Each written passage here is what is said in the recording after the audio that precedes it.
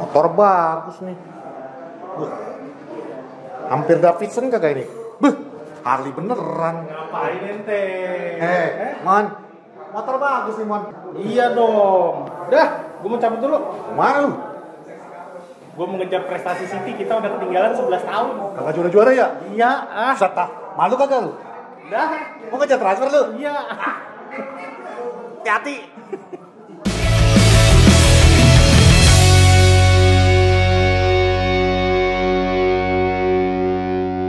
Kembali lagi di Porosalam bersama saya Patrick dan dia Raymond ya, bukan Ramon. Ya, ingat. Kok bisa sih, Man? Gak tahu gue. Lu dapet dari mana sih nama Ramot? Ada teman kita namanya Ramot sih. Oh sama inilah. Gue terima kasih banget buat teman-teman warga Poros yang udah ngingetin. Gue mungkin sekarang nggak bakal ngomong lagi Patrick aja. Karena ya terlalu kasar ya, Patrick aja itu kasar banget. Lu udah ngulangin 2 kali, Ga. Iya. Gue nggak akan ngulangin lagi Patrick. Ya gue ganti lah nanti kata-katanya, mungkin dengan sapi. Kalau ya? di Medan, kalau di Medan kita nggak manggilnya anjing. Apa tuh? Jadi gue Anjing. kagak, gue pernah naik mobil nih, mau masuk ke pom bensin, dalam sen ke kiri, tiba-tiba motor masuk dari kiri gue. Terus? Kan dari yang salah nih. Wah. Gue udah diem nih, gue udah hampir nabrak dia lewat. Bye gitu. Kagak kan? Dia bilang, apa dong? biawak kau. Oh biawak, oke. Gue kan nggak pernah dengar kata biawak ya. Iya. Gue lagi sama anak-anak, balesnya apa ya kan? Kalau biawak, semut kau. Biawak. Tapi di Medan itu rata-rata biawak. Jadi Boleh, mendingan oke. biawak. Sorry. Oke, lanjut Pet. Apaan? Gimana nih? Udah datang nih 2 pemain baru kita. Matthijs de Ligt sama Nozar Mizraoui. Mas Roy. Menurut lu gimana? Apakah emang ini direncanakan Ten Hag akan jadi Ajax Chester atau seperti gimana menurut lu? Oke, fun fact. Nih kameramen yang fans Arsenal hari ini pakai baju Ajax lagi. Ajax Chester. Dia memang mau di Mualaf. Iya, siap. Jadi kalau dibilang ini faktanya aja lah ya. Iya. Faktanya saat ini Manchester United memiliki 5 orang pemain ex Ajax yang memang dibawa Ten Hag pada saat Ten Hag di Ajax. Kita ada Anthony yang sudah dari musim lalu, Martinez ya.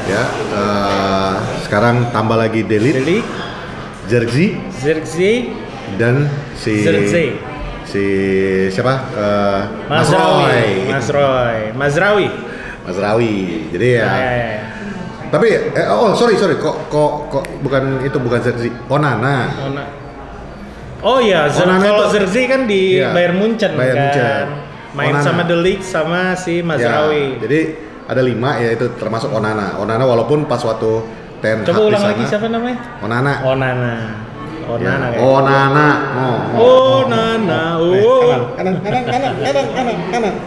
Itu perlu melakukan kayak gitu. Bodoh amat kanan. Perlu kayak gitu. Gimik kiper ya, tapi masalahnya dia nggak save sih ya. Iya. Kalau dia save sih akan lebih bagus lagi. Dia punya potensi. Gue selalu bilang dia punya potensi dan dia itu kiper yang bagus. Gue nggak pernah bilang dia kiper jelek. Masalahnya blundernya dia. Terus gue jumlah save-nya sedikit lah. Save-nya banyak, musim lalu malah terbanyak dia di Premier League. Cuman masalahnya bagi gue itu apa ya, kebobolan dia itu kadang-kadang konyol. Itu aja yang menurut gue. Tapi memang dia bukan tipe kiper yang ball handlingnya cukup baik kan. Emang dia pemain sebenarnya. Nah itu justru itulah makanya gue selalu bilang fungsi utama kiper itu adalah menyelamatkan gawang. Betul. Jadi, valid. Bagi gue kurang-kurangin deh gaya lu. Gue sama kayak zaman dulu kita punya Bartes. Gue nggak suka. Dari awal gue nggak suka. Apalagi pas waktu dia masing bola balik ke Henry. Tapi kan itu bagi gue. Tapi kan ball handling dia jelek gitu loh. Kalau lo nggak bisa bandingin Onana yang dia bisa bermain dengan baik. Ya. Oke lanjut tadi yang Ajax Chester. Kayak itu. Jadi ada 5 orang yang dibawakan oleh Ineos Ten Hag ke Manchester United saat ini yang memang bekas dari Ajax Amsterdam pada masa Ten Hag berada di Ajax. Which is apakah ini bagus atau tidak? Ya, time will tell. Cuman kalau dari pengalaman gue pribadi sebagai manajer, gue sih ngeliat kayak waktu gue pindah dari Persema ke Persikabo, gue bawa pemain-pemain gue dari Persikabo. Karena otomatis lu akan udah lebih kenal dengan pemain-pemain tersebut dan mereka pun tahu apa yang lu inginkan dari mereka kan gitu. Jadi itu yang mungkin nilai plus, apalagi kayak sekarang Anthony. Anthony ketemu lagi sama Mas Roy kan. Sementara zamannya Ajax waktu mereka bermain bersama itu kayak nyetel lah. Chemistry-nya dapat. Bahwa link up play mereka itu mereka bisa main bareng lah intinya. Nah, cuman kan kita ngomongin ini Liga Inggris cuy. Bukan Liga Belanda divisi. Cuman ya minimal lu udah dapat sepemahaman nih. Mas Roy udah tahu Anthony itu pengennya gimana. Dapat chemistry-nya itu. Tinggal nanti kan nggak mungkin Anthony mulu nih yang dimainin. Pasti Garnacho juga. Lu yakin Anthony dimainin? Gua sih nggak yakin. Makanya justru itu jadi dilema gua adalah Mas Roy dengan Anthony itu oke, bagus. Tapi kan masalahnya. Tapi itu udah lama ya kan. Iya, itu satu udah lama. Yang kedua, emang bakal dimainin? Lah kalau misalnya Garnacho dengan Mas Roy, bisa nggak nih nanti? Pertanyaan bukan emang bakal bertahan. Ya nggak tahu sih ya, tapi memang kalau bertahan sih gue yakin masih dipertahankan setahun lagi sih.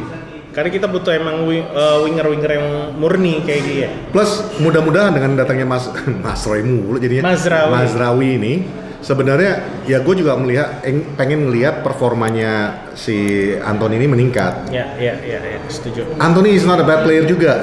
Cuman masalahnya dia kemarin tuh ya balik lagi. Terlalu banyak gaya itu tidak baik ya di Manchester United, gue bilangin aja sama Lulu ya, Onana, lebih Anthony. Lebih tepatnya di IPL sih, lu nggak bisa main kayak gitu di IPL, nggak bisa dihajar langsung. Karena Premier League itu ya balik lagi, darahnya Premier League itu dasarnya adalah kick and rush. Lu muter-muter, di sliding lu kan gitu. Sesimpel itu aja. Jadi ya, gue sih berharap dengan adanya Mas Roy ini dia bisa mengangkat performanya Anthony kembali. Tapi juga yang harapan utama gue adalah Mas Roy ini bisa link up play-nya itu dengan dengan Garnacho, dengan Amada Diallo. Karena ini yang kemungkinan besar akan menjadi starting lineup di atas Anthony kan gitu. Betul. Jadi setuju. itu yang harapan gua. Tapi overall akan jadi warna baru lah di Manchester United ya. Yes. Nah sekarang kan waktu kita bikin short video lo bilang AWB itu bagus dan bagus untuk West Ham. Ya. Gua mau tanya lo nih Mon. AWB udah di West Ham. Sekarang penggantinya adalah Mas Roy. Ya. Bagusan Mas Roy atau AWB sih?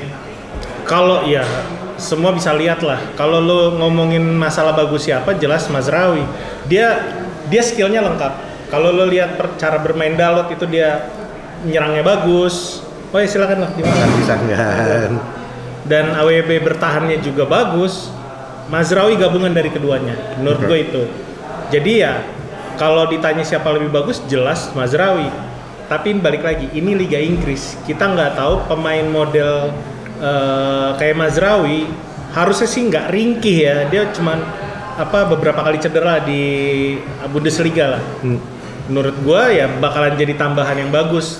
Ditambah kita kan kehilangan Luke Shaw lumayan lama dan kita nggak tahu nih ketika nanti Luke Shaw main lagi apakah dia bisa bertahan game demi game dengan tubuh yang fit, dengan kaki yang nggak cedera. Itu bakal berapa lama. Sedangkan kalau kita ngomongin Mazraoui, dia bisa inverted. Beberapa kali dia main di posisi kiri. Memang betul dia di kanan. Starting lineup dia di kanan, tapi ketika bermain dia bisa tukeran. Karena dia emang gantiin Pavard waktu itu kan. Fun fact, zamannya di salah satu pemain Mazraoui ini, dia bermain di Ajax sebenarnya 137 pertandingan. Dan 107-nya itu bersama di bawah Erik ten Hag. Jadi cuma 30 game lah di manajer yang menggantikan ten Hag lah ya. Jadi dia udah pasti mengenal banget yang keinginan ten Hag seperti apa. Betul. Tapi artinya juga Mon, dia akan dimainkan di back kanan sama ten Hag. Oh iya pasti. Karena selama 107 itu dia main back kiri untuk ten Hag itu cuma 3 kali. Ya setuju sih gua. Bakalan di kanan. Ya itulah tujuan dia dibeli kan, si Dalot, karena dia juga bisa main di kiri walaupun menurut gue nggak bagus-bagus juga gitu. Tapi ada pilihan lain Hari Amas, cuman kan kita nggak tahu ya. Bahkan kemarin udah dibawa di pre-season main terus, tapi ketika di puncak acara kalau kita bilang di final walaupun cuman Piala Community Shield kayak gitu nggak diturunin tetap. Apa kabar Zidane dibawa pre-season mainin terus akhirnya dijual? Itu maksud gue. Jadi ya cover. Dia dibawa ke Manchester United ya buat nutup kekurangan di kanan dan kalau memang perlu di kiri dia bisa pindah ke kiri. Itu sih. Minimal menunggu Shaw kembali fit, bisalah si Dalot nutupin di posisi kiri lah ya. Seharusnya bisa. Karena gue nggak ngelihat pilihan ada di Martinez kemarin main di kiri jelek banget itu sih. Bukan suatu opsi yang bagus pasang Martinez di kiri. Udah dia tetap di center back aja udah. Dan menurut gue itu akan jadi pilihan utama Ten Hag. Maguire akan turun ke posisi kedua. Pasti akan De Ligt dan Martinez. Cuman kan kita nggak tahu lagi nih. Ini IPL berapa lama orang kayak De Ligt bisa bertahan dari game ke game kan gitu kan. Ya berdoa fit seperti yang gue omongin. Itu salah satu fun fact yang ini gara-gara Pak Prot nyuruh baca. Ya, harus dong. Habis gue baca. De Ligt habis gue baca dari awal sampai. Kelebihan daripada Matthias De Ligt ini adalah dia bisa main di center back, dia bisa main di right center back, dan dia bisa main di left center back, dan dia nyaman di tiga posisi. Jadi artinya lo dia bisa. Dia nggak pernah jadi defender midfielder ya? Belum. Yang justru Mas Roy. Mas Roy pernah. Martinez juga pernah defensive midfielder untuk Ajax. Di MU juga pernah. Ya, nah kalau De Ligt dia justru bisa main di tiga posisi center back itu dan dia nyaman main di tiga-tiganya. Artinya lu bisa kombinasiin dengan baik itu Maguire, baik itu dengan Johnny Evans, Martinez, baik itu Johnny Evans karena dia bisa main di kanan maupun di kiri daripada center back tersebut. Bahkan kalau lu mau main tiga-tiganya nih, Euro, De Ligt, berarti kita akan pakai 3-2-2-2. Yes, lu bisa pakai Euro, De Ligt, Martinez dengan Shaw dan Mas Roy di kiri kanannya. Wah itu possible kalau tim-tim semenjana 10 ke atas sih ya bisa lah. Ya maksudnya kan itu ada possibility yang bisa main. Bisa dicoba-coba lah. Bisa lah. Di tengah lu bisa mainkan Maino dengan Bruno, kiri kanannya Garnacho dengan Rashford, depan lu bisa pilih antara Zirkzee atau Højlund. Ya bisa lah di tes lawan Ipswich. Lawan tim kecil saatnya Ten Hag bisa coba. Tapi hati-hati, Ipswich itu bakal jadi ya apa yang kita lihat biasa, MU lah. Biasa memang tim promosi di awal-awal musim sih luar biasa banget mainnya. Kita lihat Luton Town dulu Leicester waktu pertama kali gila ngegas banget di awal kan. Tapi juara akhirnya. Ya, digas terus sampai habis. Gara-gara siapa tuh? Vardy dong. Jamie Vardy. Oke. Nah, ya jadi De Ligt ini balik ke De Ligt-nya tadi. Menurut gua he's one of the good signing yang selama dia injury prone-nya tidak ini. Karena dia bisa bermain di situ dan kemarin gue sempat baca-baca statistiknya dia. Kelas baca statistik. Luar biasa kan. Passing akurasi passingnya itu 71%. Dan dia termasuk di dalam 5 besar Eropa. Maksudnya di antara semua defender di Eropa, dia tuh 5 besarnya persentasenya dia. Tapi terlepas itu Lenioro juga bagus. Bagus banget. Yang membuat gue berasumsi, apakah kita akan main long ball? Karena tapi kalau ngelihat lu punya back-back yang bisa lempar ke depan semua ini agak sedikit moto pembicaraan ke depan. Kalau kita ngelihat kemarin permainan di Community Shield, walau kalah gue puas banget permainan MU kayak gitu. Yes. Itu baru yang kalau gue bilang ya permainan Ten Hag ya itu Ten Hag ball gitu loh. Enggak. Dia benar-benar adaptasi dengan keadaan pemain yang dimilikinya sekarang.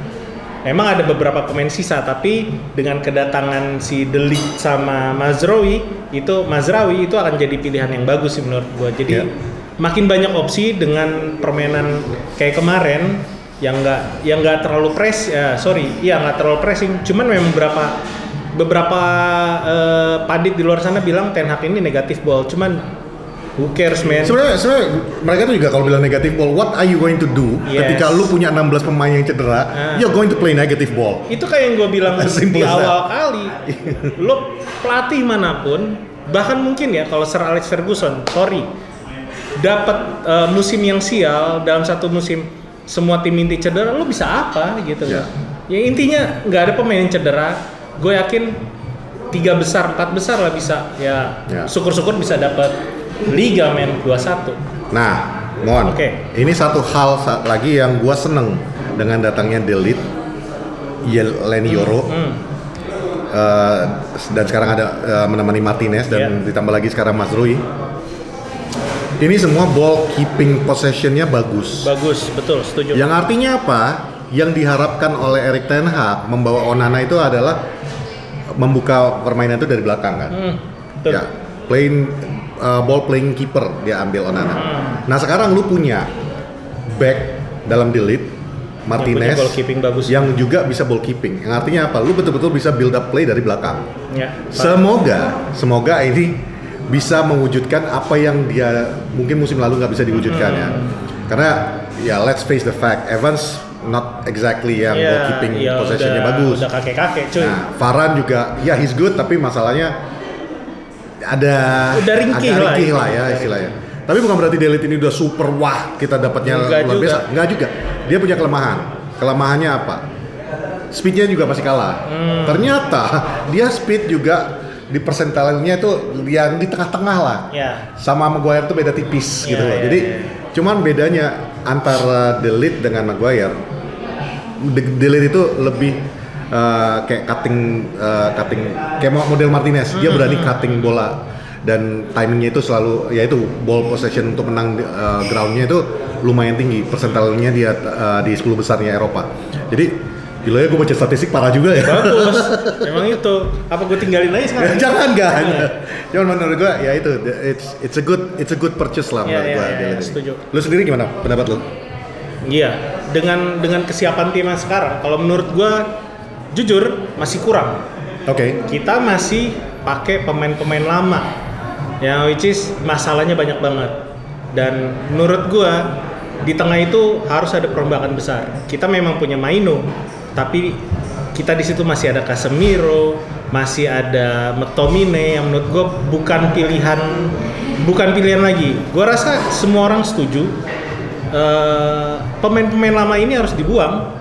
Gitu. Jadi ya kalau kita misalnya ya itu salah satu hal yang lainnya. Kalau misalnya kita dapat orang kayak yang sekarang lagi udah mencuat karena memang masalah PSG juga mau diambil United, Manuel Ugarte itu jadi tangkapan yang bagus lah buat pilihan Man United di tengah gitu. Dan dia juga ball possession-nya bagus banget gitu loh.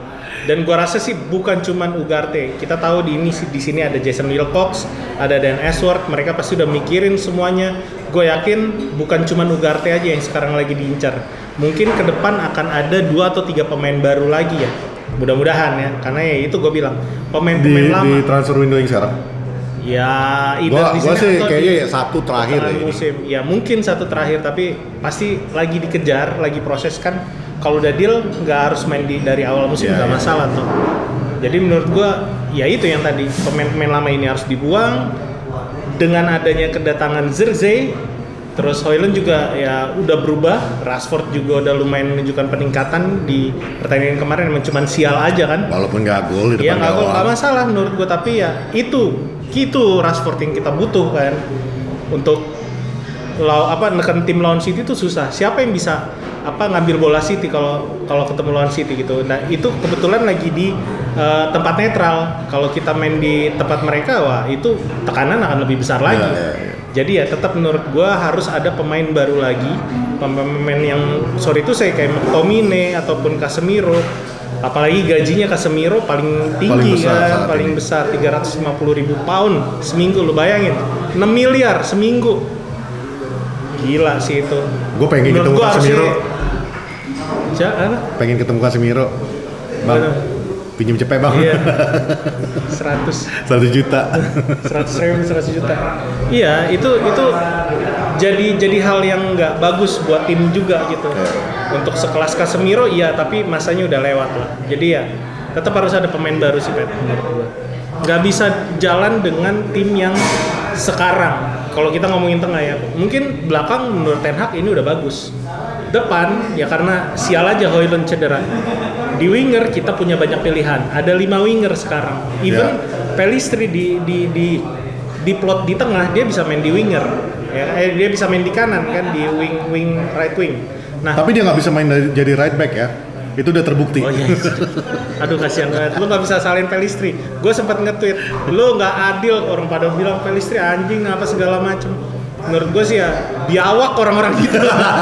Gila lu, orang pemain sayap selama sepanjang karir sampai dia dipinjemin jadi wing right tiba-tiba wing, jadi right back. Tiba-tiba jadi right back, gila sih. Ya udahlah, tapi ya itu di bangku cadangan Anthony senyum-senyum. Emang enak, gue pernah jadi left back bro. Itu cuman piala lah, nggak usah diomongin lagi kalau itu. Tapi overall puas, cuman menurut gua harus ada penambahan pemain baru lagi di tengah. Gitu sih. Oke. Belakang sudah rapi, udah midfield kita berharap Ugarte. Depan harapan gue masih pengen ada ya, walaupun kalau ngelihat di website Man United sekarang nama-nama kayak Toby Collier udah naik ke tim utama, terus si siapa aduh lupa gue. Lu ngomong kayak gitu jadi teringat gue. Sebentar, contekan gue. Ada satu nama yang masih ada di website MU. Amrabat masih di situ loh. Udah nggak ada. Sekarang udah nggak ada ya? Udah nggak ada. Kemarin gue ngecek masih ada loh. Ya, Harry Amas juga udah promosi ke tim utama. Toby Collier udah promosi ke tim utama. Yang masih ditinggal tuh, yang menurut gue masih bisa ada chance buat dipromosin ke tim utama tuh yang model-model kayak Maxi Oyedele, terus si siapa namanya rekannya Will Fish, Chris Bennett, itu masih bisa naik ke tim utama, tapi ya berat ya karena back tuh bagus. Dan yang penting Jack Fletcher itu. Hari Amas masuk nih 41. Ya udah masuk. Kalau misalnya Jack Fletcher bisa naik ke tim utama itu tambahan yang bagus ya. Anak itu ya emang masih muda, cuman akan jadi pilihan lainnya Ten Hag sih. Cuman ya tetap gue berharap butuh ada satu fresh striker yang bisa bawa bola, ya itulah Ivan Toney. Cuman kan nggak tahu ya, isunya udah hilang. Ethan udah masuk nih. Udah Ethan Whitley udah masuk. Oh ya, sama Ethan Whitley. Jadi Ethan Whitley, Toby Collier, Harry Amas semua udah promosi ke tim utama. Dan Gor juga udah promosi ke tim utama. Gitu sih. Jadi ya menurut gue udah nggak bisa dibilang lengkap. Butuh tetap pemain baru buat ngebimbing anak-anak ini. Tapi tidak sebanyak pemain Chelsea juga ya. Itu kalau Chelsea mau main, itu kayak anak TK lagi diatur dulu. Hari ini kalian grup A ya yang main, besok grup B. Udah cukup deep lah. Tapi udah, maksudnya untuk squad kita untuk musim ini, lu udah cukup puas lah ya. Paling 1-2 penambahan. Dibilang puas sih enggak.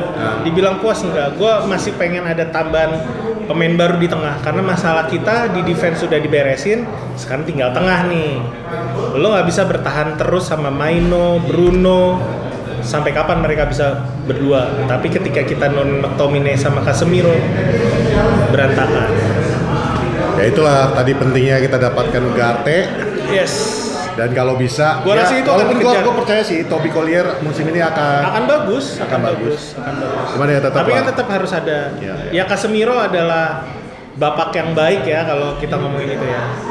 Toby Collier bisa tetap akan memiliki efek terhadap Manchester United dan perkembangannya kalaupun Casemiro nggak jadi pergi. Yes.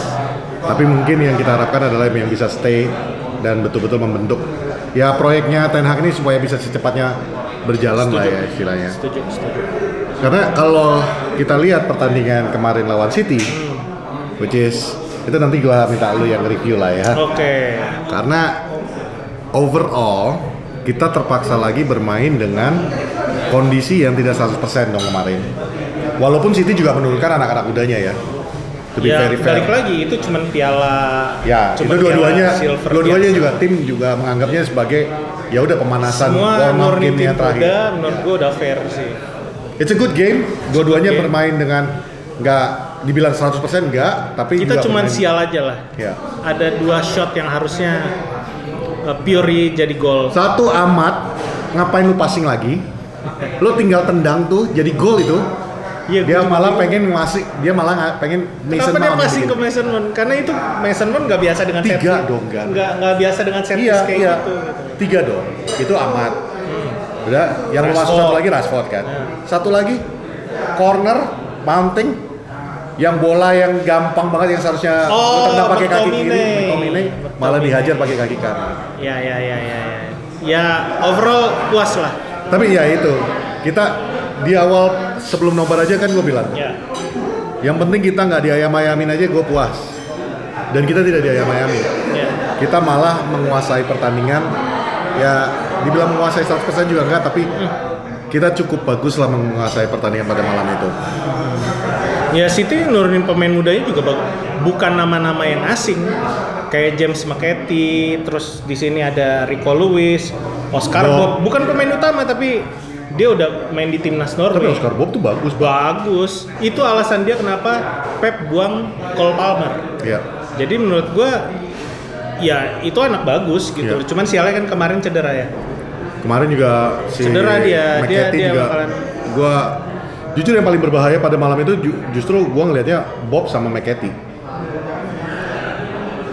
Enggak dong, si Rico Lewis juga lumayan bahaya di tengah. Dia bisa nutup kekurangan yang ditinggalin Kovacic. Terus secara possession memang betul City unggul 56 dibanding 44%. Tapi peluang jauh lebih bagus. Total United itu total shot on goal 8 berbanding 9. Tapi XG United lebih tinggi. Lu tau XG enggak? XGO. Merek AC. Ya, itu. LG. Itu LG. XG itu expected goals. Expected goal. Nah, XA itu apa? XA? XAFARI. Tahu gak nomor gua anjing? Expected assist. Biawak, tuh kan biawak. Udah kebiasaan. Barenggan. Ya. Dari sisi penguasaan bola City menang, tapi untuk chance MU lebih bagus. Secara permainan juga MU juga lebih tinggi ya itu nge-create chance itu lebih tinggi. Yang jadi catatan di sini justru ya City turun dengan pemain muda yang selama ini jarang kelihatan gitu loh. James McCarthy, Rico Lewis itu akan jadi Oscar Bob ya, tapi dia cedera ya. Dan kemarin juga penampilan perdananya Savio. Biasa aja. Cuman nggak tahu ya. Itu tadi yang gue mau bilang. Ini kan nggak bisa kita nih. Kalau Amar bilang apalah mau ngomong ABCD, sebenarnya kita nggak bisa. Seandainya kita yang menang pun kemarin, gue nggak akan terlalu bisa ngomongnya karena literally you cannot judge dari pertandingan kemarin. Menurut gue, City juga nggak akan segampang itu di musim ini. Tapi juga mereka minimal dari yang gue lihat permainan kemarin, minimal ketika mereka menurunkan kayak Rodri apa semua juga, kita tetap masih bisa control the game dan menurut gue itu udah good sign bahwa lo juga di babak kedua juga kita nurunin pemain-pemain muda kita. Karena Maino bisa ngejaga progresi permainan dengan sangat baik. Itu catatan penting. Jadi Maino tuh menurut gue jadi poros halang. Iya, poros halang. Akan jadi poros United. Poros tengah. Poros tengah. Gitu. Poros halang itu justru musim ini. Delete, Masroy, Martinez. Nah, itu poros halangnya. Iya. Jadi kalau buat review pertandingan City Manchester United di Community Shield kemarin nggak banyak lah yang bisa dibahas karena memang itu kedua pelatih sadar kalau itu bukan piala yang harus dikejar, tapi memang ya saatnya mereka coba permainan terbaik gitu. Justru yang penting adalah pekan ini ya, karena ini 3 poin pertama yang harus direbut. Yes. Lawan siapa? Lawan Fulham FC. Untuk minggu ini tidak ada nobar karena pertandingan jam 2 pagi. Jadi kita nonton bareng-bareng di rumah masing-masing. Nanti seperti biasa kita akan temani di tweet-tweetnya Poros dan di tweet-tweetnya Emon dan gue. Kita bahas sambil bercanda. Apakah musim ini kita membuka curtain nightmare di Old Trafford kembali? Atau apakah ada secerca harapan? Tapi belum tentu juga main Delete sama Mas Rui ya? Menurut gue sih udah bisa turun sih keduanya sih. Tapi bakal diturunin tuh? Ya. Latihan kan literally baru seminggu ini. Nggak nyampe seminggu, malah 3 hari. Betul, tapi kan kita kekurangan di back kiri ya. Back kiri ya. Gue nggak tahu sih. Feeling gue untuk kanan dan kiri di wingback kita Luke Shaw udah bisa main. Oh udah ya? Harusnya. Ya kalau nggak bisa ya mungkin Dalo Mazraoui. Kalau bisa main mungkin. Kalau Mazraoui udah bisa main. Ya, tapi kalau enggak ya mungkin tetap Luke Shaw dan Dalo. Ya. Tapi di tengah gue rasa De Ligt akan main sih. Gue sih berharap De Ligt bisa turun ya, karena kalau misalnya pun nggak turun, minimal lo masih punya Maguire dan Martinez. Ya, Fulham tuh menarik. Strategi Marco Silva tuh dia selalu pakai block press one. Jadi kalau misalnya beberapa kali gue nonton pertandingannya, gue analisa kalau misalnya ada pemain United pressing dengan 4 pemain, dia pasti selalu akan ada tambahan 1 pemain yang berdiri bebas. Selalu begitu, itu namanya block press one. Jadi itu harus diwaspadain sih. Karena Papret kan? Oh enggak. Apa nih? Disuruh belajar sama Papret. Oh iya. Saya harus belajar. Karena ini cukup teknik analisa yang cukup tinggi gitu. Go ahead. Terus build up permain Fulham juga dia menggunakan pressing trap one. Pressing trap plus one. Jadi selalu begitu. Jadi di pressing sambil di trap. 3 pemain nyerang akan dijaga sama 4 pemain. Tapi 1 pemain dia siap menerima bola untuk counter attack. Tapi ketika mereka nyerang, mereka akan lihat pemain lawan pressing dengan berapa banyak pemain. Akan selalu ditambah dengan pemain yang selalu berdiri bebas. Itu permainan yang cerdas. Terbukti tuh kemarin tuh kita kehilangan 1-2 ya untuk Fulham ya, waktu yang golnya Maguire, terus terakhir gol penentunya Iwobi di menit 90 plus 7. Itu gara-gara itu emang pertandingan terburuk sih memang, tapi strategi Marco Silva sangat jalan di situ kan. Dia punya Pereira yang bisa versatile lah, dia bisa turun, dan sama baiknya juga dengan dia menyerang ke depan. Iniesta-nya kita kan. Iniesta-nya kita, cuman sayang gagal. Jadi prediksi lo akhir pekan ini? Perbedaannya sekarang itu kita punya Renhake dan Ruche. Itu akan merubah seluruh permainan United. Maksud gue, kalau kemarin Ten Hag mungkin sama McLaren kewalahan ya, tapi gue rasa Renhake dan Ruche ini bukan pelatih biasa. Keduanya sama-sama emang mau dipromosiin jadi pelatih kepala. Jadi mereka punya strategi yang khas buat handle tim-tim. Gue nggak ngomong tim-tim kayak Big Four ya, kayak Liverpool, Chelsea. Cuman kalau buat tim-tim kecil, gue lebih optimis lah sekarang. Kalau kemarin kan kita menganggap pertandingan lawan lu tonton aja kayak big match gitu kan ya. Emang literally big match buat kita kan. Gue rasa sih sekarang itu bisa terasa. Jangan lupa kita posisi 8 musim lalu ya. Dengan catatan, jangan ada yang cedera, itu aja. Ya. Karena Fulham gue optimis sih. Tapi overall ya, di luar Fulham ini berarti overall lu ngelihat pertandingan Manchester United ini overall sebenarnya kita secara in-depth squadnya dan kualitasnya itu sebenarnya cukup kuat lah ya untuk bersaing minimal untuk 4 besar, 3 besar itu cukup kuat lah ya. Ditambah sekarang di belakang memang sih Martinez bukan pemain yang bisa handle bola-bola tinggi dengan baik gitu ya. Tapi kan udah ada De Ligt untuk betul, udah ada De Ligt dan Mazraoui itu bagus juga bola-bola tinggi. Dalot juga lumayan oke bola-bola tinggi. Gue nggak tahu ya kalau Luke Shaw yang dipasang di sana. Tapi emang keunggulan Fulham ketika nyerang, pressing trapnya, terus blocking pressnya, bola-bola tingginya bagus.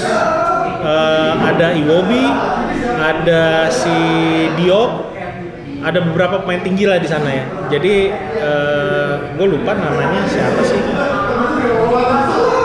Calvin Bassey yang bikin asis ke Iwobi kemarin tuh yang kita kalah 2-1 itu ya.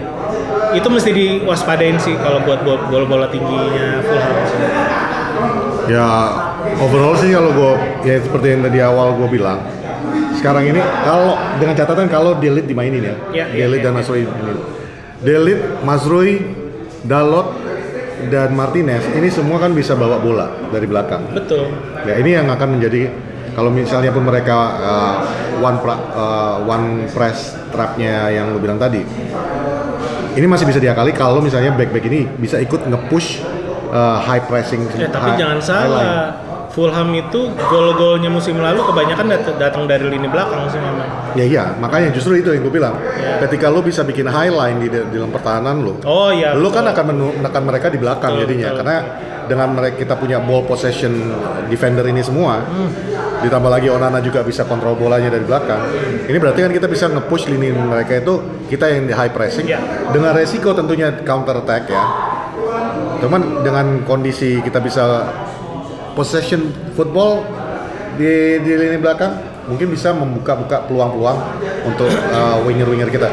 Karena balik lagi tadi kayak Mas Rawi yang gue bilang itu, Mas Rawi, dia salah satu kelebihan daripada dia adalah dia nggak cuma bisa overlapping, dia juga bisa underlapping. Artinya dia juga mau masuk ke dalam dan dia bisa melewati dari depan. Tacklingnya juga bagus. Ya itu yang gue bilang, balik lagi. Sisi lemah United sekarang justru menurut gue bukan di belakang lagi. Dan mungkin bukan di depan lagi. Di depan iya karena Højlund cedera aja gitu ya. Sekarang itu ada di tengah gitu. Jadi makanya dari kemarin juga di tengah, Mon. Musim lalu juga tengah. Tapi kan kita punya opsi Amrabat kan. Ya harusnya ada penambahan tenaga baru lah. Makanya gue bilang pasti Ugarte akan dikejar gila-gilaan. United. The last name to be announced, gue yakin Ugarte. Yes. Percaya sama gue. Dimakan media, coy. Money. No, dan karena memang kita butuhkan kan. Iya sih. Apalagi tadi gue kemarin sih masih ada nama Amrabat ya. Sekarang udah nggak ada. Berarti kan udah clear bahwa MU fokus ke satu nih. Thunderbirds masih ada namanya di bursa transfer. Plus yang ngagetin, United kemungkinan akan ngambil satu back lagi, free agent. Mario Hermoso. Oh iya. Atletico Madrid. Ya, Atletico. Tapi ya memang udah tua, tapi ya dia bukan pemain biasa gitu. That's fine, man. Johnny Evans juga nyatanya musim lalu kita plot untuk 3 pertandingan di League Cup malah main salah satu pemain yang paling banyak turun merumput musim lalu. No, that's fine. Nggak ada salahnya in-depth squadnya, asal jangan sampai 40 sekian pemain, sampai 8 kiper seperti Chelsea, itu jangan ya. Tapi overall, menurut gua, it's a good transfer windows untuk musim ini. Mungkin salah satu terbaik windows transfer kita di 10 tahun terakhir kali ya. Dan untuk weekend ini, menurut lu 3 point? Definitely. Alright, iyalah di Poros Salam masa kita nggak yakin awal musim. Nah, Pak Prad barusan mengingatkan kita akan segera adakan kembali. Goreng. Ya, bukan itu yang diingatkan. Oh, salah. Tapi yang diingatkan adalah kita akan segera membuka kembali FPL. Ya, nanti lihat di media sosial kita, baik itu di Instagram. Bukan. Baik itu di Instagram, di Twitter, dicek. Nanti kita akan kasih kodenya untuk FPL. Ikutan. Hadiahnya apa? Tuh. Hadiahnya apa? Jangan itu. Hadiahnya nanti diumumkan juga di situ. Oke? Jangan lupa. Kita ini sudah mengejar subscribe dan tekan tombol lonceng agar Anda tidak tertinggal berita-berita terbaru dari Poros Salam. Like kalau Anda suka video ini, dislike kalau Anda tidak. Lo kok udah kayak David gua. Halo, saya Patrick di sini. Halo, saya Patrick di sini. Dan hari ini saya akan mereview pisang goreng. Jadi jangan lupa subscribe, like, lonceng, semuanya itu lu jalanin lah ya. Share ke teman-temannya. Gas. Digaskan. Kita ketemu lagi di episode berikutnya. This has been Patrick. Bang Ramot. Remon ya? Emon. Remon Paraeng. Ya. And this has been Poros Salam. Bye. Ciao.